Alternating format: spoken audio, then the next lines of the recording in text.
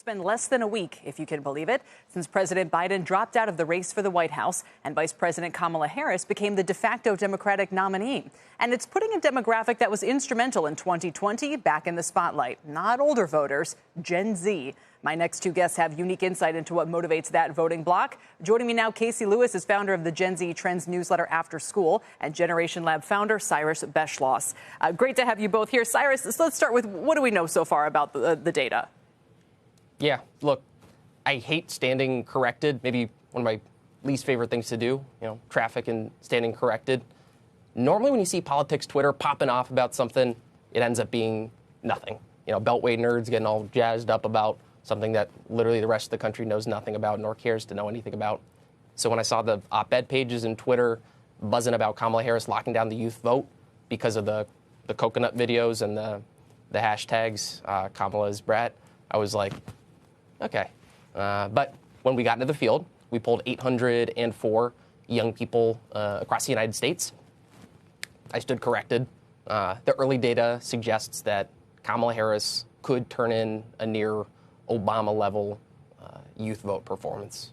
Casey, I wonder about the significance of that. I'm not going to make you turn into an overnight political analyst, but there were some trend stories I saw about younger generations actually being slightly more conservative than expected, and maybe that was as Trump was getting a bit of a bump after everything that happened the last couple of weeks. But we always assume, well, young voters are always more Democratic, aren't they? And so the embrace of Kamala Harris would seem of a piece with that. What would be really savvy on her part, I would think, is if the campaign tries to capitalize on TikTok the way that Trump's campaign capitalized on Facebook in 2016. Yeah, I mean, I heard that her team was reaching out to young people, creators, grassroots organizers, people in the youth space on Sunday, literally hours after everything, kind of came out. She also very wisely launched merch. Young people love merch. But I think, she joined TikTok yesterday, already nearly has 2 million followers in less than 18 hours. So she has both the Kamala HQ, which we see here, but then there's also Kamala Harris.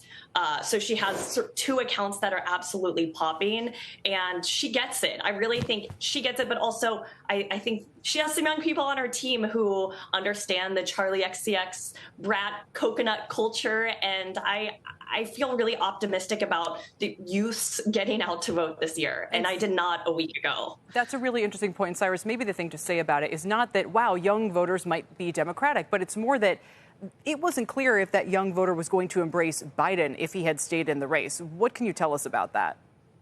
Yeah, absolutely. I mean, at the end of the day, it's really important how many young voters vote for Democrats versus Republicans, don't get me wrong. But at the end of the day, it's kind of a turnout contest.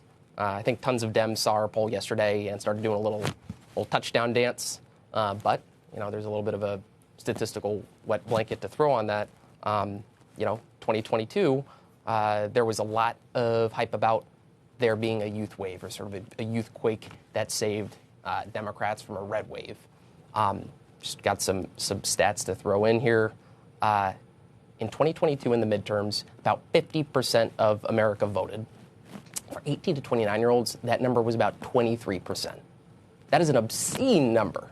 So I think at the end of the day, we've really just got a choice to make when it comes to the youth vote.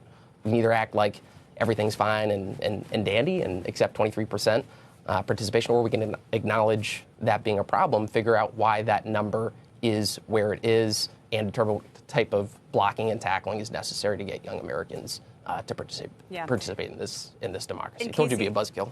Yeah, no, Casey, I think one of the questions for candidates is how do they retain youth enthusiasm without kind of pushing it away. In other words, if you jump on a social media meme and she did the brat summer thing and all of that, and people, I think, thought that was cute and relevant, but at some point, if you're trying too hard, that does become a turnoff. No one wants, the candidate to suddenly try to pretend they're an 18-year-old either. 100%. And I think that cute, you said, is a really important thing. Like, she needs to not lean too much into the silly bratness. No one wants their president to be silly. That's not an adjective that you want associated with the president. So I do think it's a fine line between engaging in what is happening on social media, engaging youth culture. I also think it's important to know that memes don't necessarily translate to people coming out to vote. So what we're seeing on social media media is certainly encouraging, but I think it's going to require a lot of work. The youth vote is not in the bag. Right. In my opinion. And the youth vote is one that is usually so in the bag for Democrats, at least lately, that if it's not, that becomes something for them to think about. Much more data on the Generation Lab poll. Thank you guys very much for joining us, Cyrus Beschloss and Casey Lewis.